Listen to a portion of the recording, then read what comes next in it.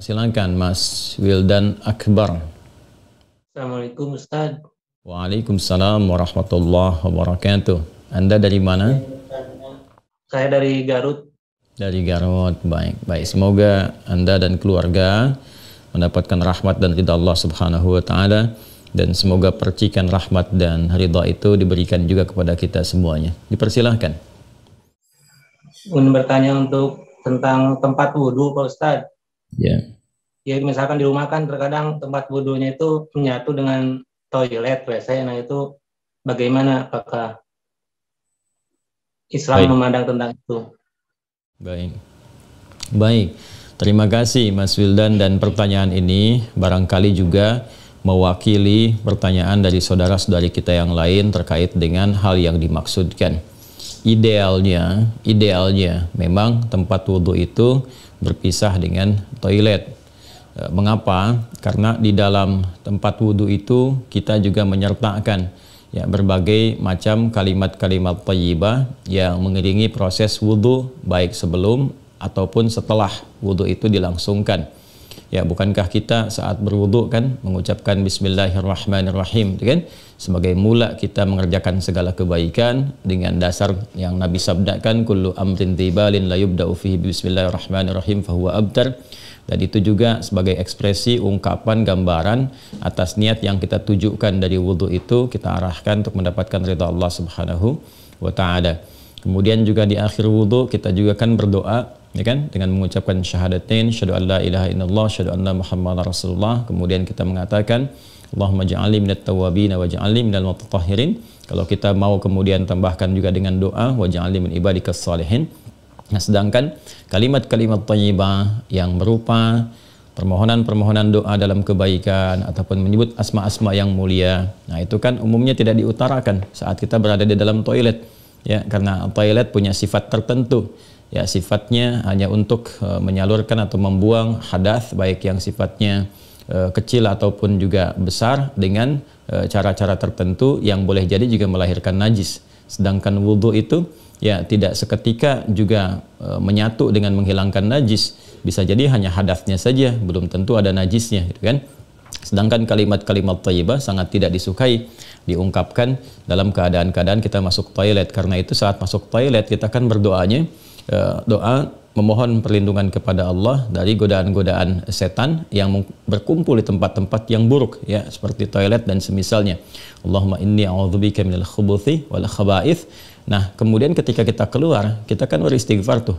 Ghufranak, gitu kan? Ghufranak, mohon ampunanmu ya Allah.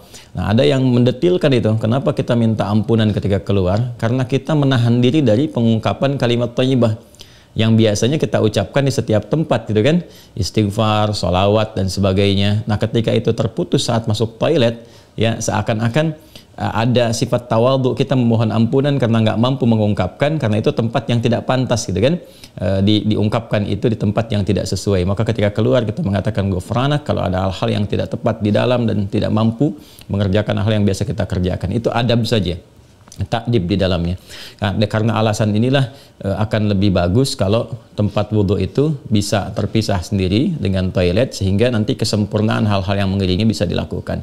Bila pun memang keadaannya tidak memungkinkan dan hanya ada itu dan bisa didapatkan di dalam berbagai kondisi, ya, Anda ke mall misalnya kan tidak ada tempat spesifik wudhu, taruhlah gitu, demikian kondisinya, atau bahkan dalam kondisi tertentu, bahkan saat haji atau umrah yang begitu padat tempat wudhunya misalnya, dan Anda hanya menemukan ada toilet tapi ada keran yang disiapkan terpisah, gitu kan, di dalamnya itu.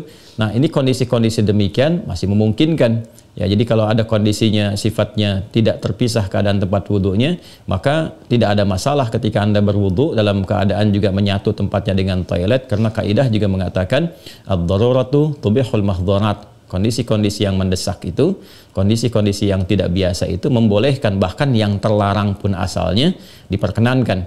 Nah, ini kan sifatnya tidak terlarang, hanya tidak disukai gitu kan, makruh sifatnya, nggak ada nas haram di dalamnya, tapi sifatnya tidak disukai. Tidak disukainya itu karena kita tidak bisa mengungkapkan hal-hal baik yang mungkin kita bisa lakukan ya saat kita berwudu. Jadi kita berdoa harus keluar dulu setelah selesai wudu gitu kan, baru kemudian kita bisa berdoa. Ataupun bismillahirrahmanirrahim hanya kita bisa ungkapkan dalam hati, nggak bisa kita lafadzkan gitu kan.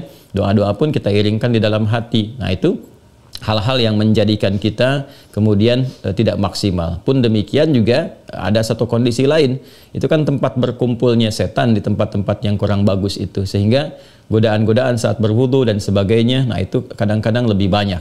Nah ini tentunya juga di satu sisi tidak berlaku juga ya kondisi ini saat misalnya kalau mandi besar, kadang-kadang kan juga tempatnya menyatu juga dengan toilet, kan mandi besar juga berlangsung wudu di dalamnya, gitu kan? Nah ini kita harus fleksibel juga dalam kondisi-kondisi demikian. Jadi ini yang mau saya katakan, tidak berhukum haram, itu bisa dilakukan. Kalau tempatnya kita misalnya memungkinkan untuk berpisah, bagus ada dipisahkan. Tapi kalau menyatu pun tidak ada masalah, kan? Tidak ada masalah sepanjang dalam keadaan-keadaan darurat tertentu dan tidak berhukum haram. Ya, apa dalilnya? Yang tadi saya sampaikan. Ya, tidak ada nas spesifik mengharamkannya, dan kadang-kadang kita mandi besar juga ya, al-ghuslu dari janabah dan semacamnya juga berlangsung, dan dalam mandi besar juga ada wudu. Namun barangkali kesempurnaan itu tidak bisa kita iringkan dengan kalimat-kalimat thayyibah yang diungkapkan, hanya dalam hati kita lakukan. Jadi kalau tidak ada tempat lain dan menjadikan Anda berwudu misalnya menyatu dengan toilet, di dalamnya ada toilet, maka kalimat-kalimat thayyibah itu cukup dalam hati, tidak perlu diungkapkan di lisan, ya kan? Dan sempurnakan wudu Anda, lalu ketika keluar Anda berdoa sebagai penutup bagian dari wudunya. Demikian kiranya bisa disampaikan.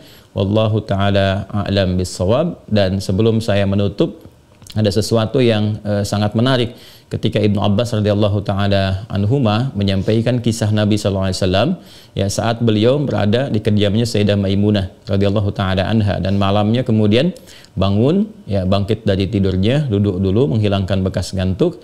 Nah ini ditemukan di Sunan Abu Daud nomor hadis 1367. Thumma dhahaba ila syanin mu'allaqah, kemudian beliau pergi ke tempat tertutup. Nah syanin mu'allaqah ini enggak disebutkan tempat tertutupnya, apakah dia sifatnya mirhad, ya kan? Apakah tempatnya toilet yang menyatu, kamar mandi, ataukah dia tempat wudhu, kan? Midha, apakah dia tempat wudhu?